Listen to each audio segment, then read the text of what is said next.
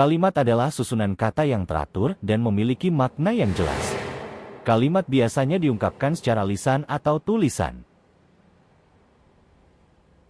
Subjek adalah kata yang menunjukkan pelaku atau topik yang dibicarakan dalam kalimat. Subjek biasanya jawaban dari kata tanya siapa atau apa. Contoh, ayah sedang bekerja, subjeknya adalah ayah. Anjing itu sangat pintar, subjeknya adalah anjing. Predikat adalah yang menyatakan tindakan atau keadaan subjek. Predikat biasanya berupa kata kerja atau kata sifat. Contohnya, dia belajar di perpustakaan, predikatnya belajar, guna itu mekar, predikatnya mekar. Objek adalah yang menerima tindakan dari predikat. Objek biasanya berupa benda atau orang yang dipengaruhi oleh tindakan yang dilakukan oleh subjek. Contohnya, Ali membeli buku, objeknya adalah buku, dia menulis surat. Objeknya adalah surat. Pelengkap adalah memberikan informasi tambahan yang dibutuhkan oleh predikat untuk membentuk makna yang lengkap. Pelengkap bisa berupa kata benda atau kata sifat yang memperjelas informasi dalam kalimat. Contohnya, dia menjadikan rumah itu tempat tinggal. Pelengkapnya adalah tempat tinggal. Mereka menganggap saya teman baik. Pelengkapnya adalah teman baik. Keterangan adalah yang memberikan informasi tambahan tentang tempat, waktu, cara, atau keadaan suatu tindakan atau keadaan yang dijelaskan dalam kalimat. Contohnya, dia berlari dengan cepat. Keterangan caranya adalah dengan cepat. Kami akan pergi ke pasar besok. Keterangan waktunya adalah besok.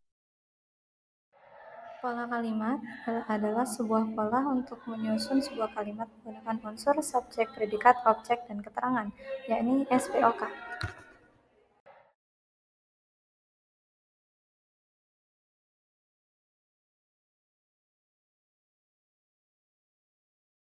Pelengkap adalah unsur yang melengkapi makna predikat, tetapi bukan objek.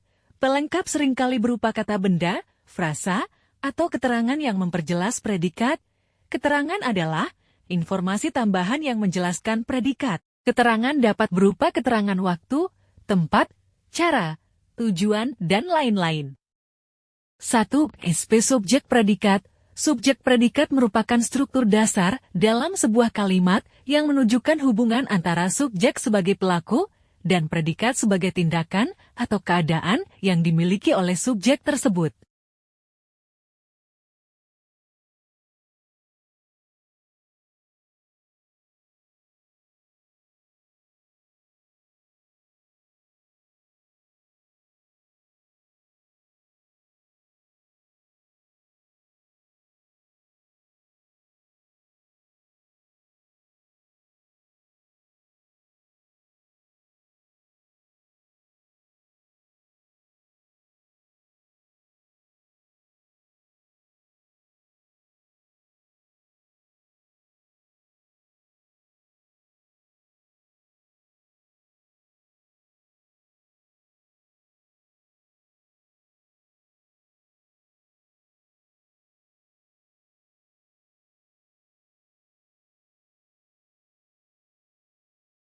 Kalimat aktif, kalimat pasif. Jadi, kalimat aktif itu apa sih? Kalimat aktif adalah kalimat yang subjeknya melakukan perbuatan atau tindakan. Punya ciri-ciri apa aja ya?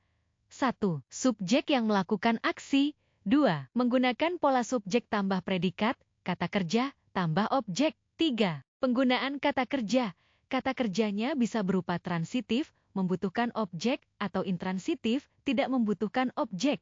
4. Jelas dan langsung. Kalau jenis-jenisnya, 1. Kalimat aktif transitif, yang predikatnya memerlukan objek untuk melengkapi makna. Pola kalimatnya SPO. Contoh, Alita membeli buah-buahan.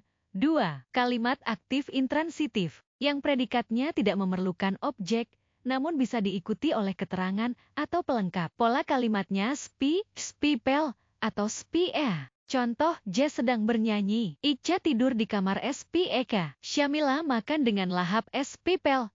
3. Kalimat aktif semitransitif. Predikatnya tidak memerlukan objek dan diikuti pelengkap saja. Perbedaannya, kalimat intransitif bisa berpola SPKK dan pola kalimat aktif semitransitif SPIPEL. Contoh, Titis menggigil kehujanan. 4. Kalimat aktif bisantritif.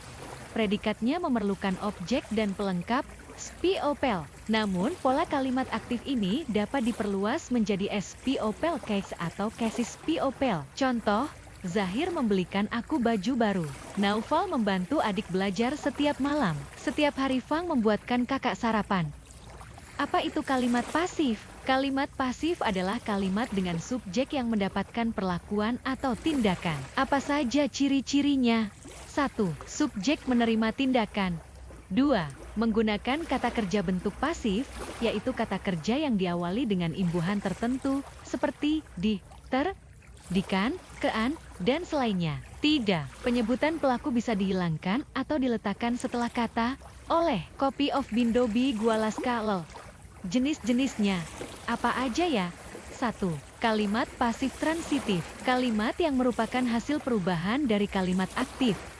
Transitif ke kalimat pasif titik berpola kalimat OPS. Contohnya, puisi itu dibacakan oleh Mustafa. OPS 2. Kalimat pasif intransitif, kalimat pasif yang tidak memerlukan objek, berpola kalimat SP, SPK, ST, apal. Contohnya, Atif tertidur di halaman belakang rumah. Saka, Imei terjebak macet. SPK, pel. Faiz terpeleset. C. Copy of Bindo B Gualaska lol. 3. Kalimat pasif tindakan, kalimat pasif yang predikatnya berperan sebagai bentuk tindakan tertentu. Contohnya, bola ditendang kencang ke arah gawang. Kapan menggunakan kalimat aktif dan kapan menggunakan kalimat pasif? Kalimat aktif digunakan ketika kita ingin menekankan pelaku atau subjek yang melakukan tindakan. Kalimat pasif digunakan ketika kita ingin menekankan objek atau jika pelakunya tidak penting atau tidak diketahui.